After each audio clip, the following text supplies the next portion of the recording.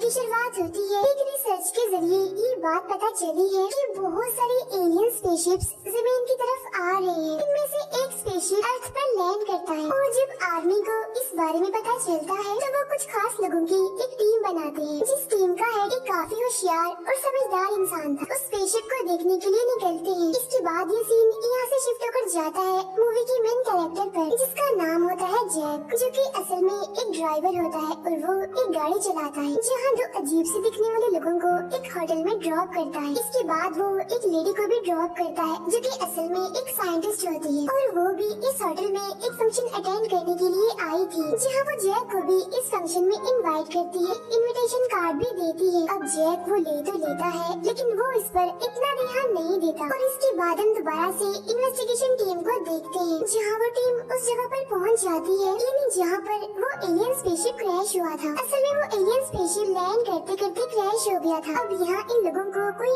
Alien तो नहीं मिलता, लेकिन उनके फुटप्रिंट से ये बात पता चलती है कि दो एलियन हैं जो स्पेसशिप के जरिए इस अर्थ पर आए हैं, यानी कि हमारी दुनिया में। इसीलिए अब ये टीम लग जाती है उन दोनों एलियंस को ढूंढने में और ये लोग हर एक जगह पर अपनी सर्च शुरू कर देते हैं। जिसके बाद इन्हें गाड़ी जो कि असल में जैक की होती है, उसमें दो अजीब तरह के लोग दिखते हैं, जिसके बाद ये लोग उसका पीछा करने लगते हैं। फिर अगली सुबह हम दोबारा से जैक को देखते हैं, जहाँ पर हम जैक के बारे में ये जान पाते हैं कि गाड़ी चलाने से पहले जैक असल में एक गैंग का हिस्सा था, जहाँ पर उसका पूरा गैंग मिलकर काफी बुरे बुरे काम करते थे, यानी कि चोरी, मर्डर और भी इस तरह के बहुत सारे काम। लेकिन अब जैक ने उस गैंग को छोड़ दिया होता है, तो इसीलिए उसका पुराना बॉस यानी कि उस गैंग का लीडर अपने कुछ लोगों को जैक के पास भेजता है, क्योंकि वो जैक को एक बार फिर से अपनी टीम में लाना चाहता है। लेकिन जैक दोबारा से उस टीम में शामिल होना नहीं चाहता था, इसीलिए वो उनकी बात नहीं मानता और उनकी ऑफर को ठुकरा देता है,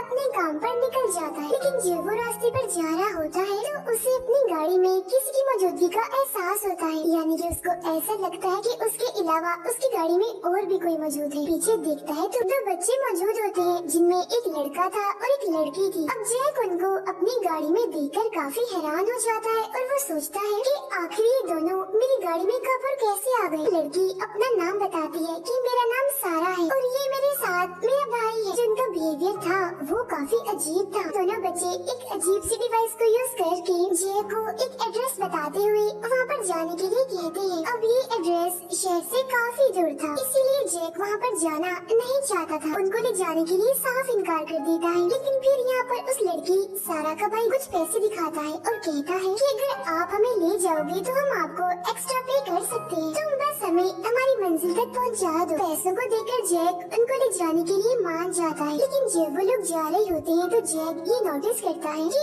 उनके पीछे उसी गैंग के लोग आ रहे हैं। सारी गाड़ियाँ जैक की गाड़ी को घेरने लगती हैं, उनसे बचते हुए आगे निकलता है। तभी हम अचानक से उन दोनों बच्चों का एक अलग ही रूप देखते हैं। सबसे पहले सारा का भाई गाड़ी से गायब होकर बाहर जाता है और बाहर जाते ही वो गैंग की एक गाड़ी को डिस्ट्रॉय कर देता है। इसी दौरान सारा सभी गाड़ियों को कंट्रोल करके उनको रिवर्स से चलाने लगती है। अब ये देखकर जैक को बिल्कुल भी समझ नहीं आ रही थी कि आखिर ये सब कुछ इधर हो क्या रहा है। रात तक ये लोग उस जगह तक पहुँच जाते हैं, यानी जहाँ पर इनको जाना था। बच्चे जल्दी से जैक को पैसे देकर फौरन ही घर के अंदर आ जाते हैं। उन पैसों को देखता है तो उसको अंदाजा होता है कि उन बच्चों ने मुझे कुछ ज्यादा ही पैसे दे दिए हैं, इसीलिए वो उन बच्चों को पैसे वापस करने के लिए घर के अंदर जाता है। अंदर जाने पर उसे कुछ अजीब आवाजें आने लगती है। ढूंढने पर उसको बच्चे भी मिल जाते हैं, जहाँ वो दोनों बच्चे जैक को यहाँ से जाने के लिए कहते हैं। लेकिन जैक को उन लोगों पर शक था, इसीलिए उनकी मना करने के बावजूद भी वो वहाँ से नहीं जाता, बल्कि वो उन लोगों का पीछा करने लगता है। जहाँ वो लोग घर के खुफिया रास्तों से होते हुए एक रूम में जाकर पहुँचते हैं, जहाँ पर कुछ अजीब तरह की लाइट सी चमक रही थी। इसके अलावा वहाँ पर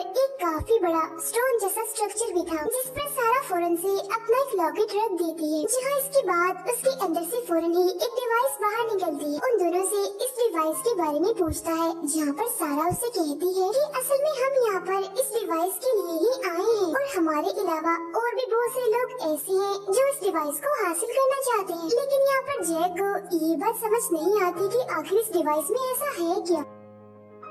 अचानक से वहाँ पर एक आदमी आ जाता है जो कि असल में इसी डिवाइस की वजह से यहाँ पर आया था। और अब वो तीनों इस आदमी को यहाँ पर देखकर यहाँ से भागने लगते हैं। जी हाँ, वो आदमी भी उनको देख लेता है और उन पर हमला कर देता है। और इस अटैक की वजह से सारा का भाई जख्मी हो जाता है, लेकिन यहाँ पर जैक उसकी मदद करता है और वो उन दोनों बच्चों को गाड़ी में ले जाता है। उनके जाने के बाद वो पूरा घर डिस्ट्रॉय हो जाता है। रास्ते में जैक उन लोगों से इस सब के बारे में पूछता है। जब सारा उसे कुछ बताने लगती है तो तब उसका भाई उसको जैक को कुछ भी बताने से मना कर देता है, क्योंकि अभी उसको जैक पर पूरी तरह से भरोसा नहीं था।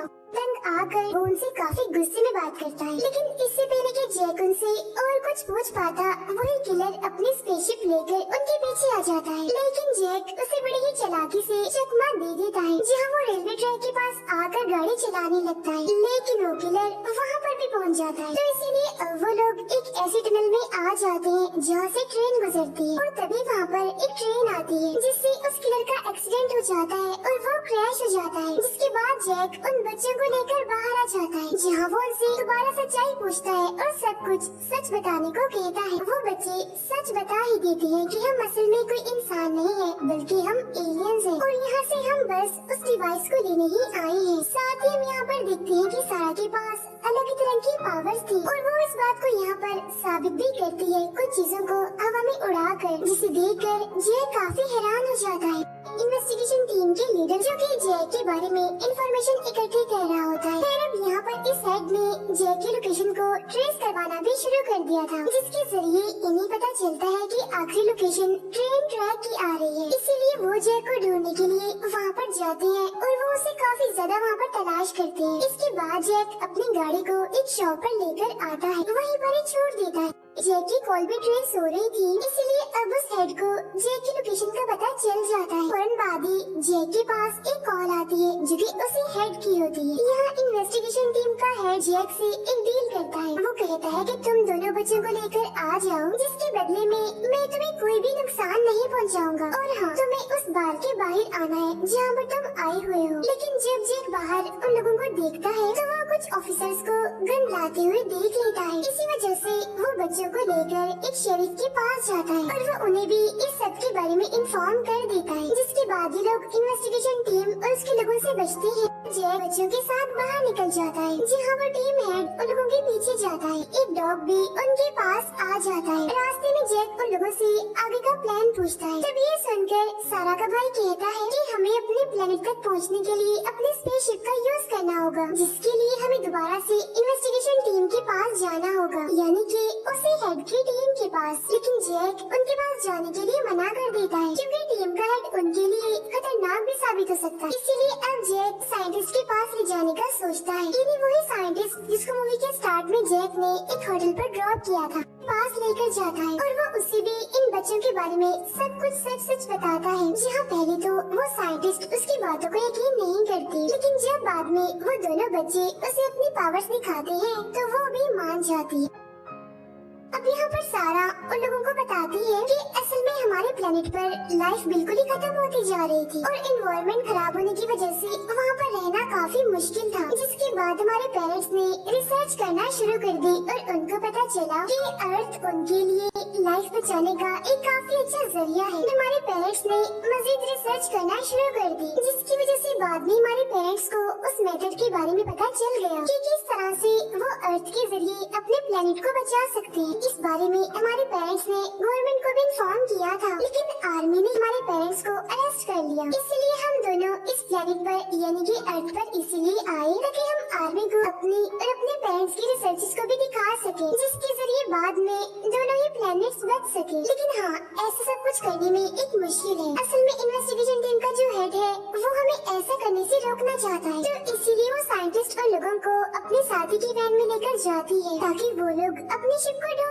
सके। तब यहाँ उस साइंटिस्ट का साथी उनको बताता है कि आपकी शिप तो एक माउंटेन पर ही पाई जा सकती है और उन माउंटेन्स का नाम है विच माउंटेन। और हाँ, आप लोगों के लिए एक जरूरी बात ये भी है कि आपको किसी पर भी भरोसा नहीं करना चाहिए। यहाँ वो साइंटिस्ट जैक को कहती है कि मेरा वेट करो, मैं अपना सामान पैक करने के लिए जा रही हूँ। जिसके बाद हम सब लोग एक साथ में ही जाएंगे। अब यहाँ पर जैक उस साइंटिस्ट को ही जाता हुआ देख रहा होता है, जहाँ वो बच्चे भी बताए बगैर ही अपनी बताई हुई लोकेशन पर निकल जाते हैं। और जब जैक पीछे मुड़कर देखता है तो वो बच्चे वहाँ पर नहीं होते, इसी वजह से वो उनको ढूंढने लगता है। जब जैक को बच्चे मिल जाते हैं तो तभी अचानक से उनके सामने वही किलर आ जाता है जो कि इनके पीछे पड़ा हुआ था। अब इसको भी गिरा कर वो लोग यहाँ से भाग जाते हैं, लेकिन जब ये लोग भाग रहे होते हैं तो हेड की टीम इनको घेर लेती है। तब ये देखकर यहाँ पर सारा अपनी पावर्स का यूज करती है, जिसकी वजह से वो सारे लोग जो कि यहाँ पर गेम्स खेल रहे थे वो सभी अपनी अपनी गेम्स में जीत जाते हैं, जिसकी वजह से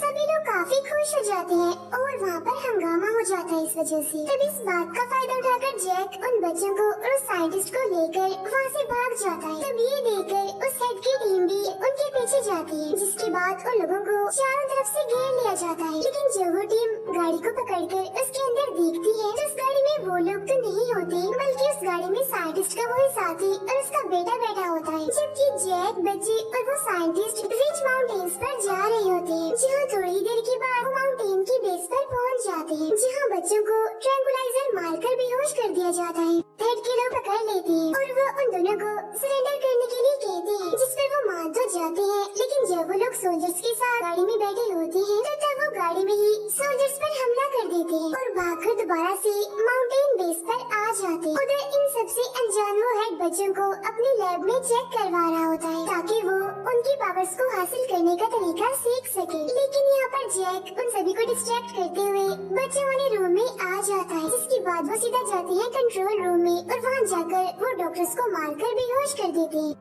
वो बच्चों को होश में लाते हैं और ऐसा करने के बाद वो लोग स्पेसशिप को ढूंढने के लिए निकल जाते हैं। और अब यहाँ पर वो साइंटिस्ट अक्लमंदी का मुजाहिरा करते हुए वहाँ पर मौजूद सभी लोगों को भेज देती है, ये कहते हुए कि तुम्हें यहाँ से तुम्हारे हेड में जाने के लिए कहा है, ये उसका ऑर्डर है। जिसके बाद उन लोगों को शिप मिल जाती है और वो उसे ऑन करने की कोशिश करते हैं और जैसे ही स्पेसशिप ऑन होती है ये उसके अंदर चले जाते हैं। इन्वेस्टिगेशन टीम वहाँ पर पहुँच जाती है जो कि जैक को और साइंटिस्ट को शूट कर रहे होते हैं, लेकिन यहाँ पर बच्चे अपनी पावर्स का इस्तेमाल करके उनको बचा लेते हैं। तब इतनी ही देर में वहाँ पर वो किलर आ जाता है, जिससे देखकर सभी लोग डिस्ट्रैक्ट हो जाते हैं और इसी चीज का फायदा उठाते हुए वो साइंटिस्ट और बच्चे शिप के अंदर चले जाते हैं। फिर वो बच्चे उस किलर को शिप से हिट करके उस टनल से बाहर आ जाते हैं, जिसके बाद वो सारे दरवाजे बंद कर देते हैं। अभी वो लोग सो ही रहे होते हैं कि तभी अचानक से उन्हें अपने शिप में वही किलर नजर आता है। इसीलिए अब जैक उसे लड़ने के लिए आगे जाता है, जहाँ पर जैक उसका मास्क उतार देता है और हम देखते हैं कि ये कोई इंसान नहीं